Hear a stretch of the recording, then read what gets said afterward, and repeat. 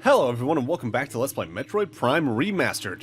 In the last part, we finished off our business at the Phendrana Space Pirate Base, taking care of Thardus immediately afterwards, and now we're in a new portion of the Magmoor Caverns, not too far removed from the main portion we explored several parts ago, admittedly, but at least there's new rooms, new items for us to grab over here. On top of that, there's also, I believe, going to be a bunch of flying pirates, so, super missile them, frankly. This room's weird in that you can see that door in the distance over there. You can go over there and there's a dead end. That is one of the last dead ends we ever fully explore, and that always stuck with me just because it's there from such a relatively early point in the game. Mind you, I say relatively early as if we're not about halfway through the LP, technically. So in this room, there are 3 power conduits we can see with the thermal visor and hit with the wave beam. That's gonna turn on this machine. What does this machine do? It opens up that pathway and drains the lava from it. You can scan that machine before doing that to get a hint that it needs power from somewhere, but from here we need to do a bunch of morph ball tunneling. Even if you don't care about 100% for the game, and you know what, I get it. Some people just prefer to play Metroid to explore, go fast rather than going for everything. I still recommend doing this because this gives us an energy tank, and those are in much shorter supply than missiles. I'd say you could comfortably beat this game no problem with maybe 110 to 130 missiles, no problem. Past that, though, numbers can be a little tight for super missile amounts, especially. Mind you, the game never completely screws you. Like, anything you can damage with missiles for boss fights, you can also damage with the power beam and all the other beams, so you always have a way to damage things. It's just that missiles, and especially things like the super missile, are the highest damage options you have at any point in time. Something of an interesting phenomena I noticed playing this game now as an adult versus when I was a kid. As a kid, this game feels absolutely gigantic in a way I can't quite describe, that not even the 2D Metroids really feel like they do. But nowadays I look back and the world of Talon 4 is certainly large in its visual scale, but level design wise it's actually a bit smaller than most of the 2D Metroids, just because there's fewer rooms and the rooms are not determined based off a tile on a map kind of substance kind of deal. And to their credit, they get that kind of idea down in Samus Returns and Dread as well. The areas aren't just tiles on a map anymore in the top right, they actually conform to the level design. It can be more organic. But it definitely makes the areas feel quite a bit different in design. Magmoor Caverns, after you get the space jump boots, is actually a little funny to me. Like, I showed off a few parts where you can jump over that one fence, but honestly, if you have enough health like I do, you can just double jump across a lot of the areas, land in the lava, and double jump back out and be completely fine, making some rooms a complete non-issue for traversal. So, as for our current travel goal, no matter what happens here, we now need to go back to the Chozo Ruins. Because if you think back several parts, we were in a room called the Furnace in the Chozo Ruins that had a spider ball track in it, so now we can actually do something over there. But, there's a couple of ways we can get over there. The way you immediately think is probably you can just go back to the start of the Magmoor Caverns, grab a few items along the way that we couldn't before, and go from there. But just for the sake of getting other items first in a more direct pathway, I'm going to be taking the way that is... we're going to be taking the more directly in our path route, though, to grab some other items instead. And I believe this upcoming room you can reach as soon as you first reach Magmoor Caverns, but you need either the spider ball to actually get anywhere in it, or at least some very well-placed double jumps, because this is a gigantic room just filled with lava in the center, but there's a spider ball track that goes all the way across. And there's the controls for the spider ball being weird, like I mentioned. With the spider ball, just hold one direction, assuming it moves you forward, and keep holding that. By and large, it'll keep you propelling forward, but if the camera ever shifts again, your control's gonna get wacky. So we can continue this way, and that'll bring us back to the main pathway, and I am going down this way slightly just to grab an item I could have grabbed earlier, but I decided to grab now instead. But that elevator to Talon Overworld is the path we're going to be taking to get forward. The main reason I'm coming this far to get this item is because I want that extra missile expansion, and while we're gonna be in this room again down the line, I'd rather not have to stop here, if that makes sense. Again, this isn't the most streamlined playthrough I could do. It's not the most efficient, but it's... I'm making sacrifices for efficiency to potentially grab some extra missiles here or there, just so I'm comfortable for boss fights. Although I say that, with Thardus out of the way, we're not gonna have a main boss fight for a while, I think. We're gonna have some mini-bosses here or there. But the next main boss fight is not for a really decent period. Okay, up to Talon Overworld. I think you can theoretically by now have found the other side of this elevator if you explored enough after finding the boost ball. But it wouldn't be the most...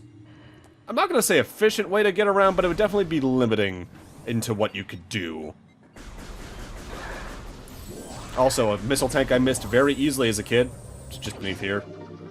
I don't know why I missed that so often. I guess I thought the humming here was just a part of that hot springs or weird steamy area. I don't know. So, this room. Something I'm not sure about with this room is I forget if you can come this way, actually, now that I think about it, from the other direction, because this area eventually connects to the room we used the boost ball to get to the space jump boots with. Because something I'm not sure about with this game's level design from memory is whether or not both sides of a door with a blast shield have a blast shield. I think in some cases they don't, so you're just kind of locked as to where you can go. Also, the blood flowers are funny enemies to me. They're flowers that puke poison gas at you, blah, blah, blah. But if you shoot the poison gas, it ignites and travels back to the flower, killing it instantly. And I just find that funny. Oh, man, no. I actually meant to talk about this earlier. So at this point, Talon Overworld has swapped to a new musical track. And it's a good musical track, but I will always miss the first theme that plays here. Because the first theme you hear in Talon Overworld is a very quiet, slow remix of the Brinstar theme. And I love that piece. It's one of my favorite Metroid pieces, period. I actually kind of wish it was the main menu theme, almost, but you don't really get to hear it for a lot of the game. I think the moment after you get the... probably after the thermal visor is when the swap happens, honestly, because that's when a lot of swaps happen. Because, for instance, now we got plated beetles in here instead of the normal beetles. So now a lot of enemy spawns have shifted around.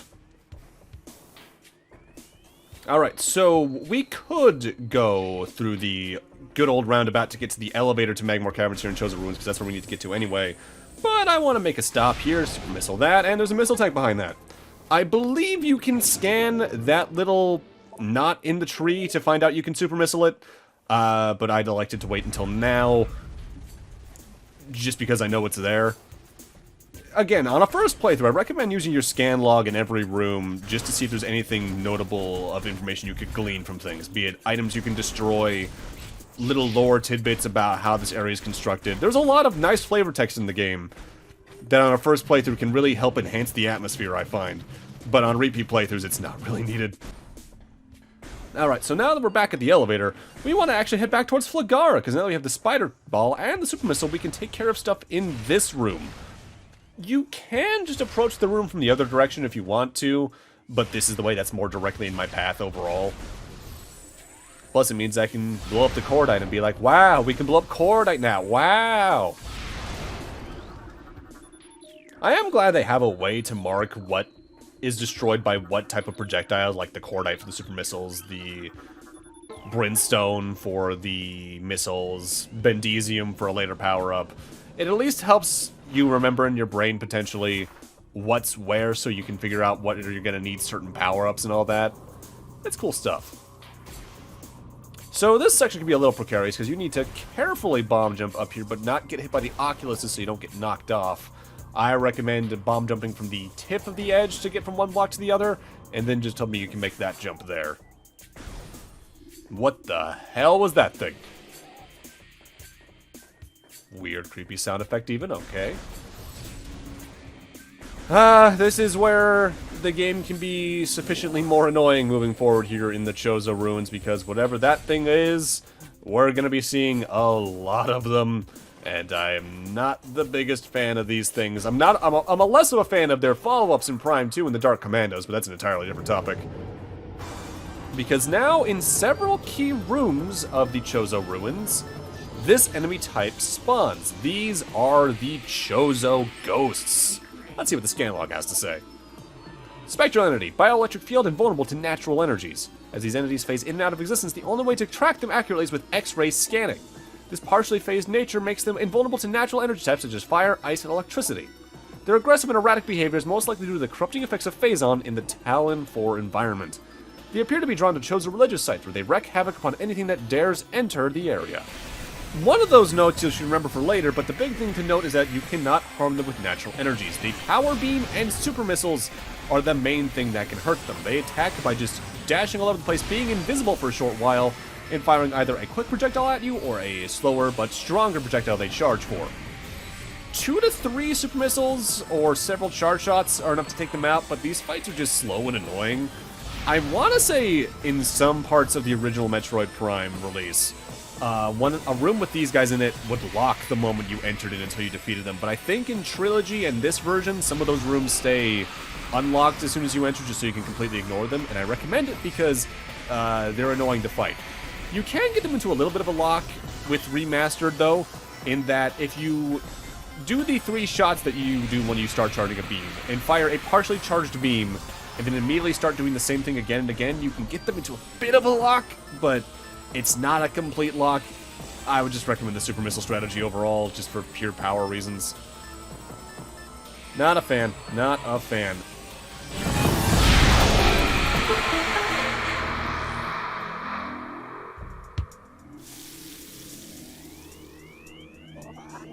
No matter what, though, you need to fight at least a couple of rounds, including this one, to get this artifact. Major rooms they now spawn in, though. They spawn in here. They spawn in the room on the way to here, the giant tree room. It's kind of a 3-way intersection that goes either this way towards that fountain or towards the furnace. They spawn in the room where we got the morph ball, and they spawn in at least 2 or 3 rooms that we haven't been to yet. And they spawn more or less as consistently as normal enemies. They respawn every couple of rooms you go if you kill them all in one room. I hate these things. Again, Dark Commandos in Prime 2, worse. But these, still annoying. Thankfully, from memory, Prime 3 doesn't really have a follow-up to these things, and good. Oh no, okay, I just remembered at least 2 of the rooms they spawn in. Oh boy. Yeah, so now they'll start spawning in here. I think for the most part, you need to wait until you get towards the ground for them to spawn, or at least have entered a little bit. Maybe they wait until the next power-up to spawn in there. Either way. Now, this is another time where I'm going back towards where we got the charge beam. Again, if you want to do this in as few visits as possible, wait until later. I'm just doing this because I want the missile tank that we can now get now that we have the spider ball that's in the dynamo. Admittedly, it is kind of echoing how a fresh playthrough goes, because on a fresh playthrough you'll probably go, oh, I remember I saw a bomb thing I could destroy where I got the charge beam, so let's go back there. Then you'll go over there, get the one missile tank we got several parts back, and then when you get Spider Ball go, there was a Spider Ball track in there, so I should probably go back there, and then you'll be back here again. I do wish the game had less of these, because honestly, there's plenty of rooms in this game that probably could have had an item in them, just to make them have more of a purpose. I think some rooms get a little too carried away with having 2 to 3 missile tanks in them. And for some of them it makes sense, because they probably don't want to put too many missiles in like the little connecting hallways like this one. But I think that could have done a little more with trying to put one in unique rooms. Mind you, I say that, but some of the 2D Metroids as well also have rooms that's like, here's 4 missile tanks and an energy tank in the same, like, 2-room stretch. Super is particularly guilty of that. Zero Mission is as well towards some parts of Endgame, barring some of the Speed Booster and Power Bomb puzzles now I think about it. So what I find interesting, and I don't think I've ever really done a playthrough like this could honestly be the first time you go out as far as we're going, if you just didn't do the puzzle in the room where we first got the normal Morph Ball bombs. I don't think I've ever done a playthrough like that, because I always go for that energy tank, but it's an interesting prospect. Plus, there's a couple items we can now grab along the way, like for instance, you may have heard it earlier, there's actually a missile expansion in this room that you need the space jump boots to get up to. I don't think there's a single way to get up here early, barring maybe some of that using the thing I brought up earlier where you can, like, sort of do a triple jump with the bomb jump, but I think that requires the space jump boots to begin with. Because it's like you do a double bomb jump in a certain way, and you unfurl it at a certain point that allows you to do a third jump, essentially. And that's actually how you can get an item in a room we passed by earlier this part, much earlier than intended. I think you just need the spider ball at that point for it then. Now we can explore past the main part of the furnace, but you do need to go fast because those blocks do crumble. It's like the only time this game uses the crumble blocks from mainline 2D Metroid. Ooh, more Chozo lore. What is this otherworldly pestilence that infests the land, seeking out life in its blind need for corruption?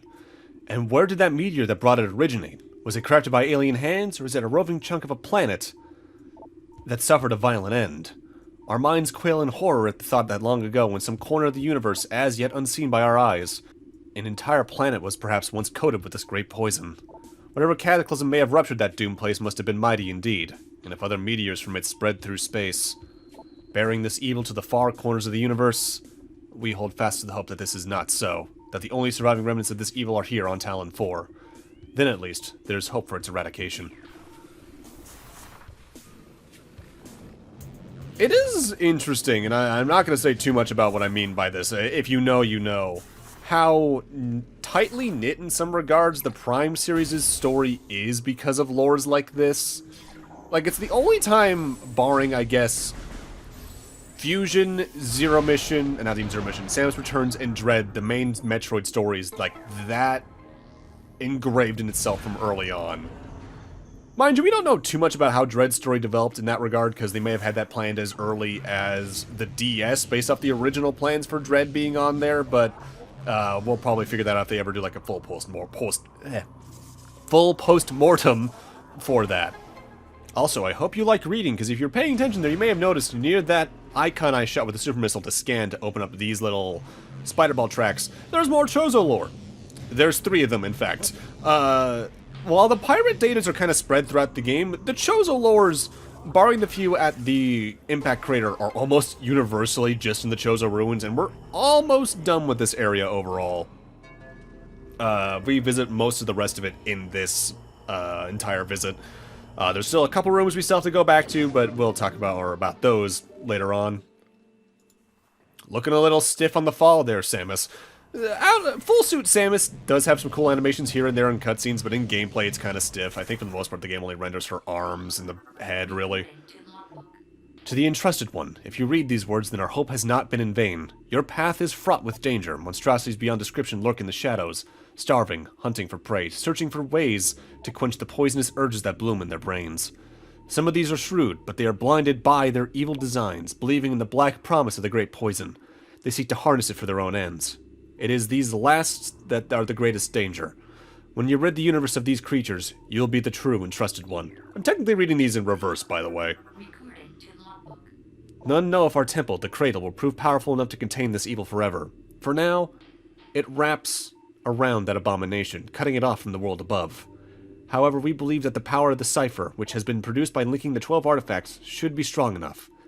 The fate of this world is now left to the one who will collect all the artifacts in the future. The time when the Entrusted One knows is approaching. Many Chozo are gifted with the distant sight, and even more begin to learn it as our harmonization with the universe becomes more and more complete. We peer forward, seeing prophecy in the ripples of the water, hearing rumors of coming days on the breath of the wind. Though we celebrate the distant sight, many of these visions are dark. The worst of the prophecies, and the most common, tells of the coming of the worm. Born from parasites, nurtured in a poisoned womb, the worm grows, devouring from within, until the world begins to rot. Not all prophecies come to pass, of course, but we cannot help but fear this dark portent.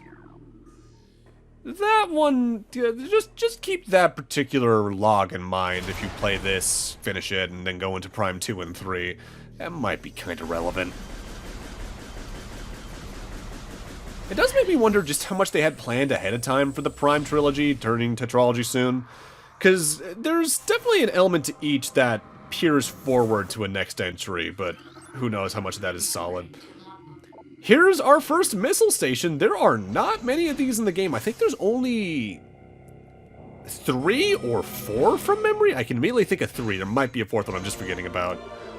8 fully replenishes your missiles, plain and simple. The only way to do that otherwise is either collecting a lot of missile expansions / power-ups from enemies, or actually using your gunship. That is a full energy and ammo restoration. Ooh, more Chozo ghosts, yay. This is actually one of the more annoying places to fight them. Something that is a little weird about Chozo ghosts, though, that it seems that their numbers are inconsistent. Usually 3 spawn. But on some of your first visits to rooms, or earlier on in the game when they're newer enemies, you might only fight 1 or 2? It makes me wonder if this is technically supposed to be your first encounter with them, and I just went out of order by going back to the Flagara room to get that artifact. Which would track, I suppose. That's a familiar looking visual. I am kind of surprised how much they hold back on, like, the traditional looking Chozo statues in the Prime series now that I think about it. Things bound to earthly shapes are temporal and frail. Existing in a single dimension, they are fragile, vulnerable, and ultimately mortal. However, not all things obey this law. Shapeless, they wait beyond the realm of perception, emerging only when one arrives who can feel their presence. Such is the will of the Chozo. Our will to defeat the evil seeping into this planet remains. We desire only to see the darkness meet its end. The will of the Chozo has no mind or reasoning of its own, though. This will be the Entrusted One's trial. I'm assuming that's why the Chozo goes to just willy-nilly attack Samus, despite the fact, you know, we have a lot of Chozo tech on us? Now, you see, there's something about this that just looks right. Until they go bowling! That has always just been such a funny visual. Make sure you hold the spider ball button there, otherwise you have to do that twice, of course. But doing this unlocks one of the longer-term goals of the game. We have 3 different switches and morph ball slots that we can activate, each coded to one of the future beams. That's not the power beam. But we only have the wave beam right now, so we gotta wait a while to do the other 2. You could directly only come here again one more time after this to do both of those latter 2 at once, but I come back here 3 times just because it's on the way from one of the other visits. Doing that makes that pillar rotate and gives us access to another item. In that regard, it's kind of funny that there's like genuinely 3 different items in this room by default. But it's weird. I commented earlier this part even about how I don't like that it feels like they just place a lot of items in one room for no reason. When they do it like this, I'm fine with it, if only because it's more of a memorable level design thing, I guess, versus like what we saw earlier in the game, where there's just 2 missiles, you need to come back with a spider ball to get it again. It's kind of iffy, and maybe I'm even a little bit picky with that. Mind you, now that I think about it, you don't have to wait long to get the next one of those morph ball slots opened for reasons. Make sure you scan that, because otherwise you're not going to have a way out easily. So in here, we're actually coming towards one of the last half pipes in the game. The problem is, it's flooded. Drainage shutoff is holding, maintaining the water level at reflecting pool at 95%. But, as with many things, bombs are always the answer. Blow up this thing down here, and this pool drains, and this half pipe is now usable. So now we can get up to the second level and do whatever we need to up there. Just be careful of the stone toads and blow them up when you can. I did find it kind of funny, though. On my practice playthrough of this particular session, the scan hints kicked in when I was in this room, when the next power-up's literally right here.